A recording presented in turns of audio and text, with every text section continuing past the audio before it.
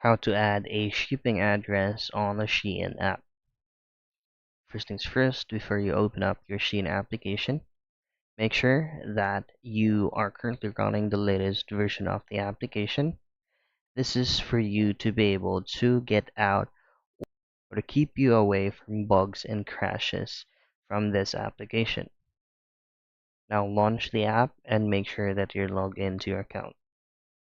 At the lower right portion of your screen, you should be able to see a Me tab. Tap on that. And then at the top right hand corner, you'll see a gear icon.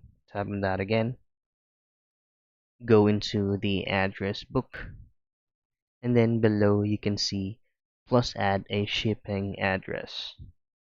In here, you can add your location, first and last name, your phone number, and you can also use this address finder, and then you can also enter your address manually. Now once you have filled out all these forms right here, you can choose to make this specific shipping address as default by ticking this small circle right here. Hit on save, then your process is completed.